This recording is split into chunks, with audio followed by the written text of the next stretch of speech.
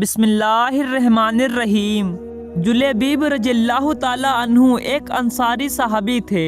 یہ نہ تو مالدار تھے اور نہ کسی معروف خاندان سے تعلق رکھتے تھے، اور یہ صاحب منصب بھی نہ تھے۔ رشتہ داروں کی تعداد بھی زیادہ نہ تھی۔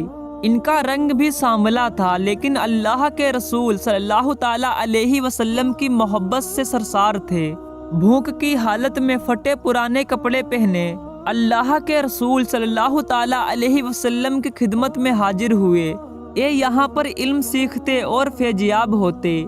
ایک دن اللہ کے محبوب صلی اللہ تعالیٰ علیہ وسلم نے شفقت کی نظر سے دیکھا اور ارشاد فرمایا، جلیبیب تم شادی نہیں کرو گے؟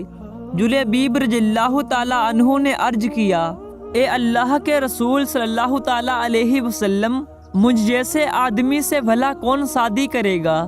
اللہ کے رسول صلی اللہ تعالیٰ علیہ وسلم نے پھر فرمایا کہ جلیبیب تم شادی نہیں کرو گے؟ اور وہ جواباً عرض گزار ہوئے کہ اے اللہ کے رسول صلی اللہ تعالیٰ علیہ وسلم، بھلا مجھ سے کون شادی کرے گا؟ نہ تو میرے پاس مال ہے اور نہ ہی جاہ و جلال۔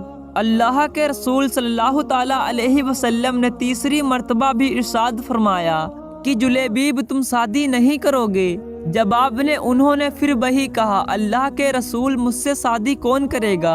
کوئی منصب نہیں، میری شکل بھی اچھی نہیں، نہ میرا خاندان بڑا ہے اور نہ مال و دولت رکھتا ہوں۔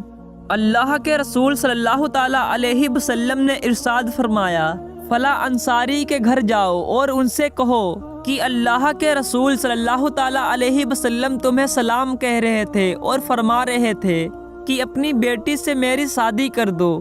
جلیبیب رضی اللہ تعالیٰ عنہ خوشی خوشی اس انصاری کے گھر گئے اور دروازے پر دستک دی۔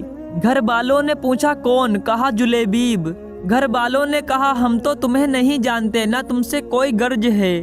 گھر کا مالک باہر نکلا، ادھر جلیبیب کھڑے تھے۔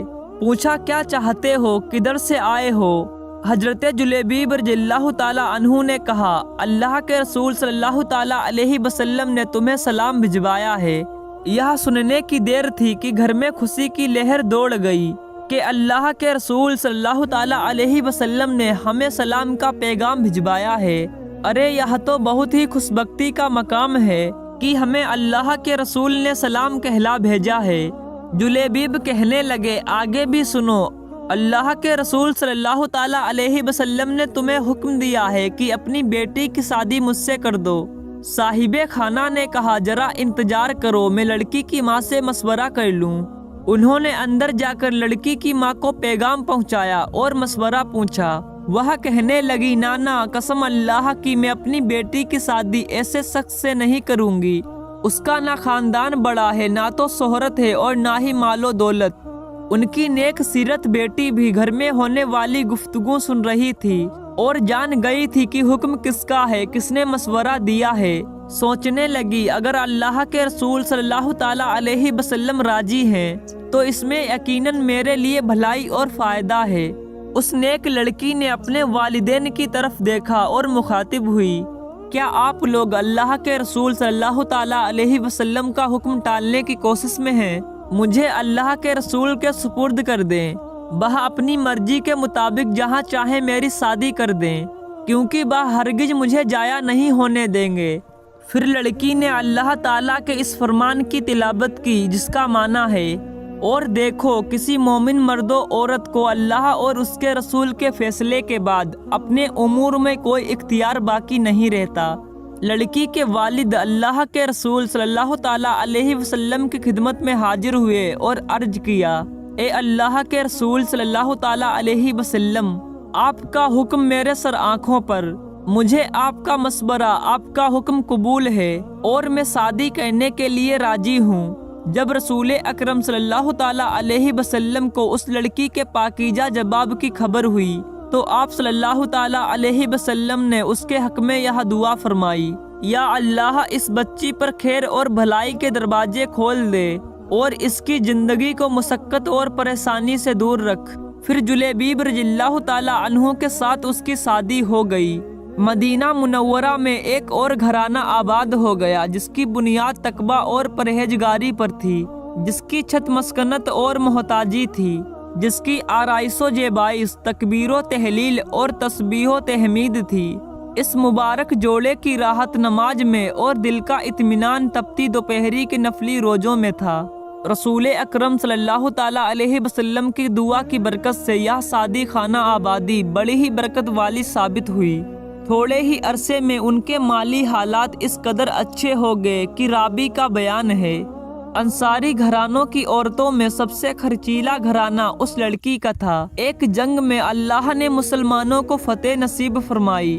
رسول اکرم صلی اللہ تعالیٰ علیہ وسلم نے اپنے صحابہ کرام سے دریافت فرمایا، دیکھیے تمہارا کوئی ساتھی بچھڑ تو نہیں گیا؟ مطلب یہ تھا کہ کون کون شہید ہو گیا ہے؟ صحابہ کرام نے عرض کیا، ہاں فلاں فلاں حضرات موجود نہیں ہیں۔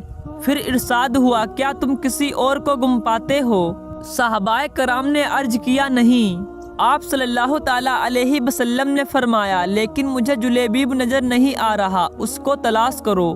چنانچہ ان کو میدان جنگ میں تلاش کیا گیا۔ وہ منظر بڑا عجیب تھا۔ میدان جنگ میں ان کے ارد گرد 7 کافروں کی لاشیں تھیں۔